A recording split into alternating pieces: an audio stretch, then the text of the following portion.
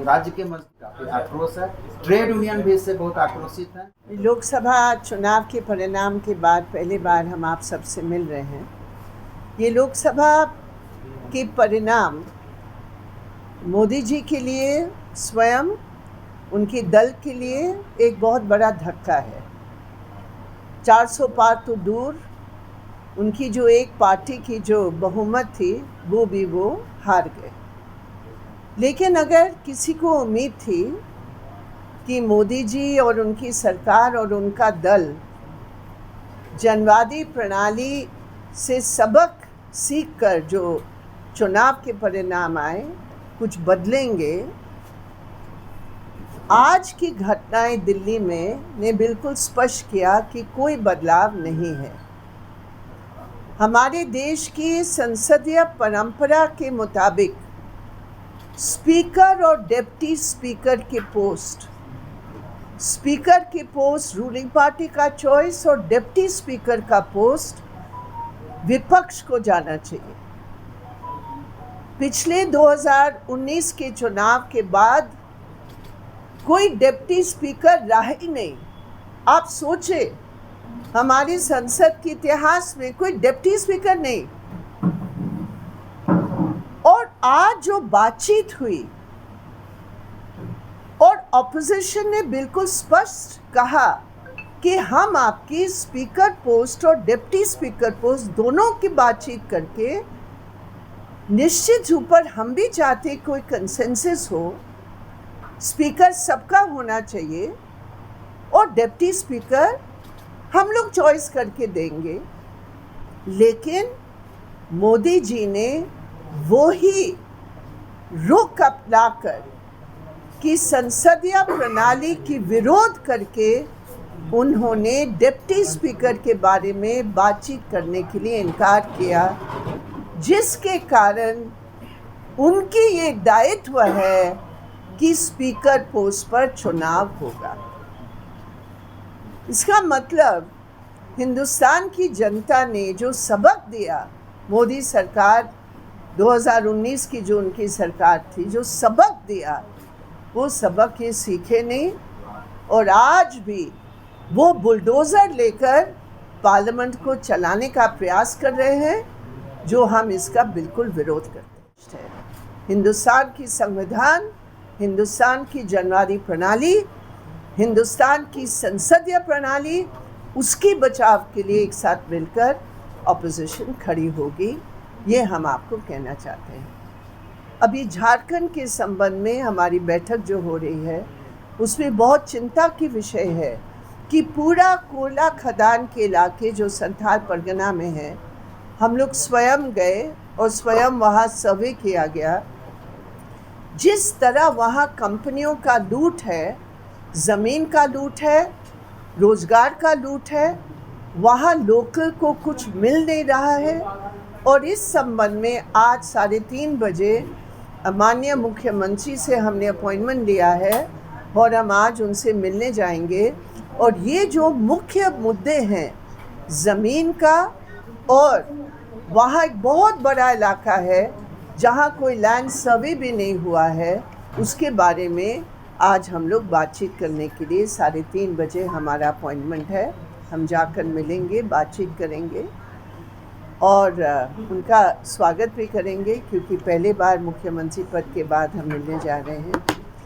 और तीसरी बात है, अभी दिसंबर महीने में या नवंबर में विधानसभा के चुनाव होने जा रहे हैं। उस संबंध में भी हमारी इस बैठक में बहस होगी और चुनाव की रणनीति भी हम लोग आज डिस्कस करें। अभी बहस शुरू होगा, डिटेल बहस होगी। अभी तो 6 महीने बाकी है, तो कहाँ कहाँ CPM लड़ना चाहेगी, हम लोग प्राथमिक रूप पे आज बातचीत करेंगे। जो यहाँ अपराध बढ़ रहे हैं, निश्चित रूप पर ये सबके लिए बहुत ही चिंता का विषय है और हम तो ये चाहेंगे और मांग भी करेंगे कि बहुत सख्ती के साथ सरकार को हस्तक्षेप करके अपराधियों के खिलाफ सख्त कदम उठाना चाहिए, क्योंकि आम नागरिक और विशेषकर महिलाओं की जो एक डर पैदा होता है उसको हटाने के लिए ये बहुत अनिवार्य कदम है।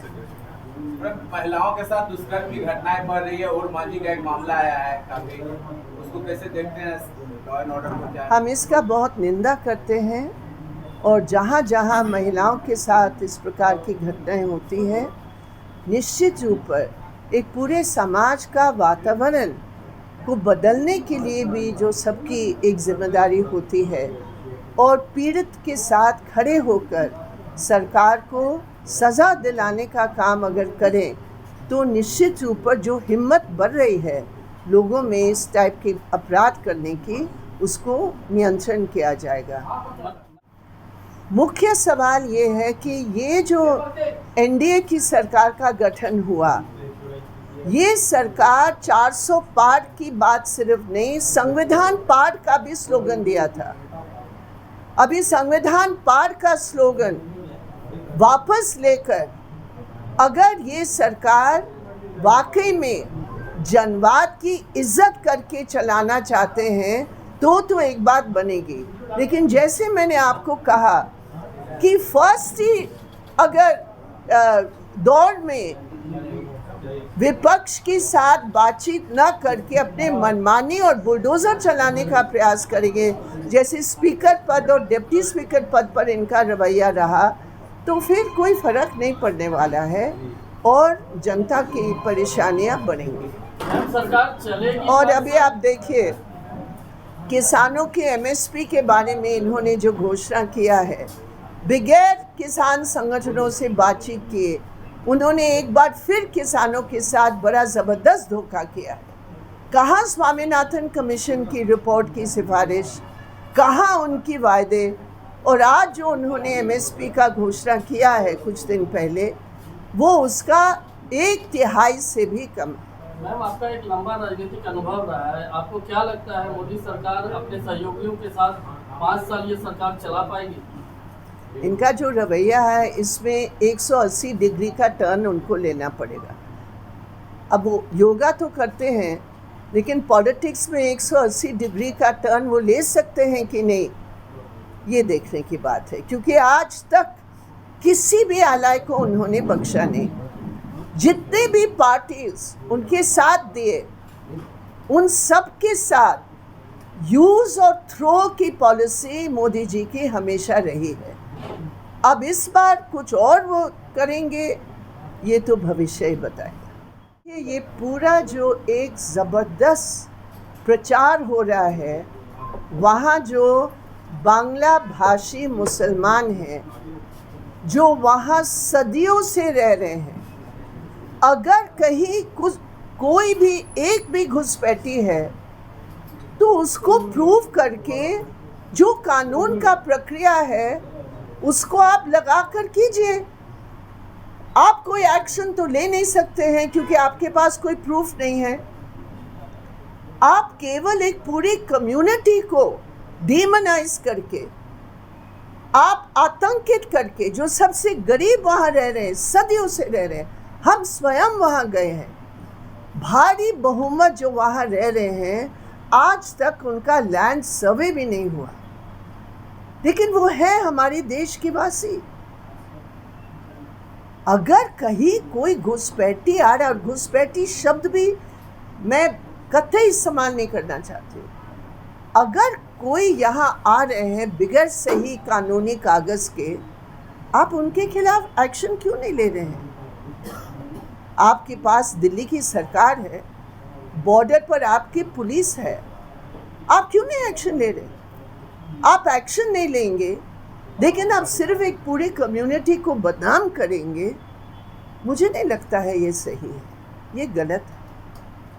वायनाड के लिए कांग्रेस ने प्रियंका गांधी का नाम आगे कर दिया, क्या नहीं, उन्होंने अपना नाम घोषित कर लिया है।